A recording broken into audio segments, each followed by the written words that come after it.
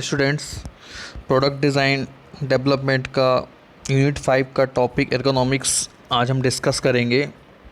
Ergonomics basically related science engineering working environment से related ही topic subject है। इस subject की नीड, इम्पोर्टेंस, रिक्वायरमेंट्स क्यों, कितना इम्पोर्टेंट है ये मैन्युफैक्चरिंग फील्ड से रिलेटेड, इसके बारे में हम जानेंगे। तो कुछ बातें मैं आपको स्टार्टिंग में बता दूं कि एर्गोनॉमिक्स ज़रूरी क्यों है।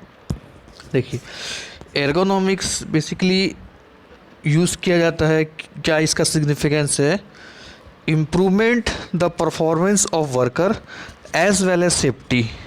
मीन्स जो वर्कर है या कोई भी काम करने वाला व्यक्ति है, ऑर्गेनाइजेशन के अंदर वर्क करता है, उसके परफॉर्मेंस को इम्प्रूव करने के पॉइंट ऑफ व्यू से, साथ ही साथ उसके सेफ्टी के पर्पस से जो प्रक्रिया या जो क्रियाविधि कह सकते हैं, जो स्ट्रेटजी अपनाई जाती है, वही सब एर्गोनॉमिक्स कहलाती है।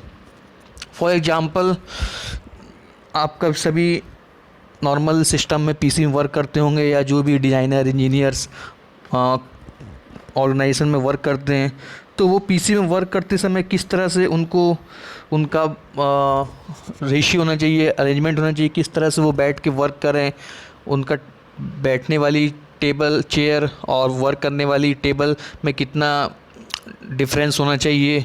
अगर कोई व्यक्ति खड़े होकर नीचे से किसी चीज़ को उठाता है तो किस एंगल से उसको किस तरह से उठाना चाहिए, ये सब चीज़ों का ध्यान रखना ताकि उसका परफॉर्मेंस इम्प्रूव हो सके, उसको इंजरी ना हो, प्रॉब्लम क्रिएट ना हो। कोई भी वर्कर है, वो कंपनी में के दौरान मशीनिंग प्रोसेस अप्लाई करता है तो किस तरह से उसको सेफ्टी होनी चाहिए, ये सब चीज़ों का ध्यान दिया जाता है इस टॉपिक्स के अंदर में। इसकी एक प्रकार से सेफ्टी इंजीनियरिंग की ट्रेनिंग के समय ये सब चीज़ें भी सिखाई जाती हैं। इसमें क्या होता है, ergonomics is the science which deals with the human and is working condition. कुल मिला के हम ये कह सकते हैं कि जो एर्गोनॉमिक्स है वो ह्यूमन और उसकी वर्किंग कंडीशन के बीच रिलेशनशिप है।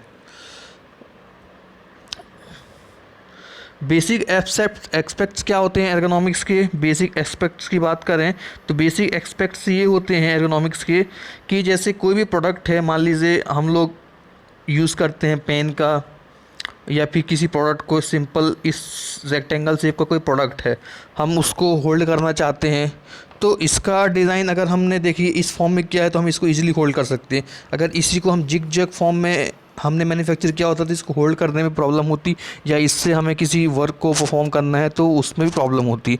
तो प्रोडक्ट को एज वेल एज इक्विपमेंट्स को, जो भी चीज़ यूज़ करते हैं उसको कितना यूज़फुल बना सकते हैं, मतलब वो प्रोडक्ट है आने वाले पर्सन के लिए कितना अच्छा इंटरेक्ट करेगा, और प्लस पर्सन का या वर्कर का किसी भी काम को करने के लिए कितना वो उसकी एफिशिएंसी इम्प्रूवमेंट हो, ये सब चीज़ें एर्गोनॉमिक्स सब्जेक्ट के अंदर डील की जाती हैं।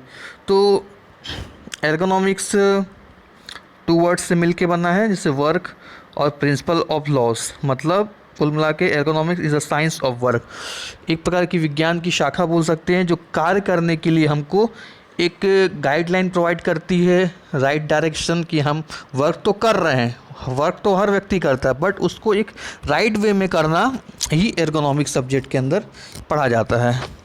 The science of designing uses interaction with equipment and work place to fit the job. मतलब इक्विपमेंट, वर्क प्लेस पे जो पर्सन वर्क करते हैं उनके बीच एक बेटर रिलेशनशिप, परफॉर्मेंस इम्प्रूवमेंट के हिसाब से, उनके एफिशिएंसी के इम्प्रूवमेंट के हिसाब से, और उनको सेफ्टी प्रोवाइड करने के लिए, और उनके जो इंजरी हैं रिस्क को कम करने के लिए इस चीज़ को ध्यान में रखा जाता है। इस चीज़ को, इन सब बातों को ध्यान में रखते हुए एर्गोनॉमिक्स की स्टडी कराई जाती है।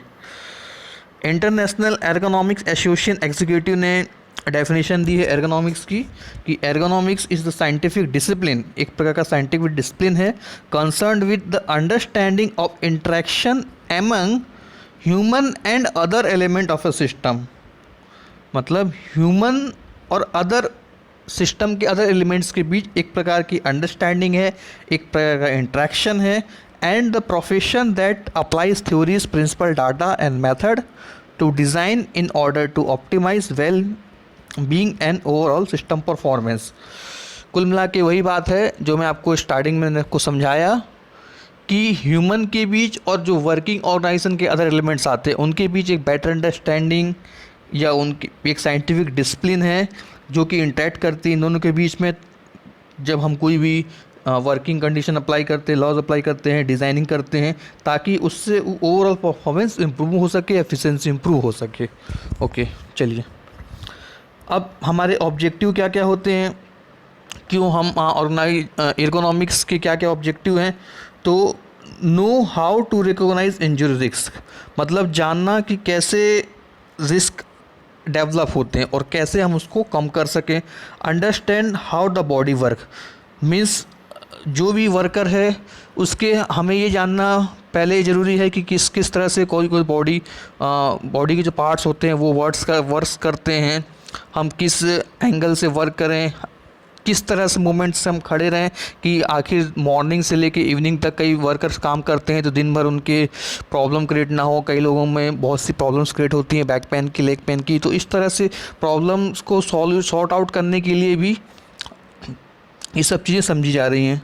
रियलाइज़ हाउ टू एलिमिनेट और reduce injuries, know how to stretch and warm up, ये दो चीज़ें हैं। और improve quality of life, means working condition के साथ साथ आपकी लाइफ क्वालिटी, आपकी लाइफ स्टाइल को भी इम्प्रूवमेंट करना एर्गोनॉमिक्स का ऑब्जेक्ट है। अब हमको इससे क्या क्या बेनिफिट मिलते हैं, तो रिड्यूस वर्कर डिस्कम्फर्ट, वर्कर अपने आप को कंफर्टेबल फील करता है। Improve increase and general health awareness, person की हेल्थ में इम्प्रूवमेंट होता है। इम्प्रूव मोरल, मतलब उसकी जो मानसिक स्थिति होती है उसके अंदर जो आप बोलते हैं मोटिवेशन है वो इम्प्रूवमेंट होता है। Reduce fatigue related cost, fatigue related cost मतलब फटीग एक प्रकार का फेलियर होता है, वियर होता है। फेलियर बच रहे हैं हम, फेलियर के अगेंस्ट सेफ्टी प्रोवाइड कर रहे हैं, तो फेलियर से बचने का जो फेलियर बचा, तो फेलियर बचने से जो लॉस हो रहा था वो बचा, तो हम इस चीज़ को कम कर सकते हैं। Decrease error and product effects, error को कम कर सकते हैं।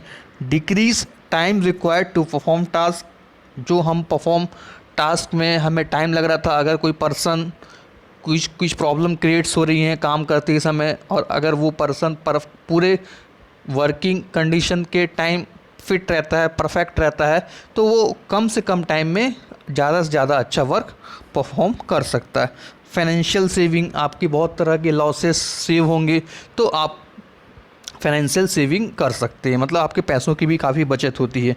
तो ये आपके बेनिफिट्स हो गए एर्गोनॉमिक प्रोग्राम के। अब ट्रेनिंग, अब ये जो कि एक प्रकार से ट्रेनिंग है या प्रक्रिया है, ट्रेनिंग में ये सब चीज़ें सिखाई जाती हैं। सेफ्टी इंजीनियरिंग के अंतर्गत जब आप इंजीनियरिंग प्लांट में काम करने जाते हैं उससे पहले आपको कुछ टाइम की ट्रेनिंग के दौरान बहुत सी चीज़ें सिखाई जाती हैं। सेफ्टी इंजीनियरिंग, सेफ्टी के बारे में समझाया जाता है और इस प्रोग्राम के बारे में भी समझाया जाता है। तो इसका पर्पस क्या है ट्रेनिंग का? The purpose of training and education in ergonomics is to ensure that employ are sufficiently informed about the ergonomics hazard to which they must be exposed and with that information actively participate in their own protection। Means अगर हमको training के दौरान ये सब चीज़ें अच्छे से सिखाई जाती हैं तो हेल्पफुल होता है, हमको खुद हम सेल्फ अपना प्रोटेक्शन कर सकते हैं। हमको हमारे जो सीनियर्स के द्वारा या जो भी वहाँ गाइड प्रोवाइड करते हैं उनके द्वारा काफ़ी ज़्यादा हेल्प की रिक्वायरमेंट नहीं पड़ती, हम खुद ही उन चीज़ों से आने वाले रिस्क से बच सकते हैं। तो जो ये टॉपिक था आपका एर्गोनॉमिक्स, ये तो टेक्निकल टॉपिक से थोड़ा हटके है, रिलेटेड टू क्योंकि आपके working place, working environment condition से ही कोरिलेट करता है, इसलिए इसका स्टडी आपको इम्पॉर्टेंट है। क्योंकि इसमें जो बहुत सी चीज़ें निकल के आती हैं वो बेनिफिट होती हैं आपके आउटपुट परफॉर्मेंस से, फाइनेंशियल से रिलेटेड है, आपकी एफिशिएंसी को इम्प्रूवमेंट करता है, आपके जो फेलियर है डिज़ाइन फेलियर को बचा सकता है। इसलिए बहुत से इसके बेनिफिट्स हैं इस टॉपिक को, इसलिए study education point of view से और कंपनी में ट्रेनिंग पॉइंट ऑफ व्यू से करवाया जाता है। Okay, thank you students.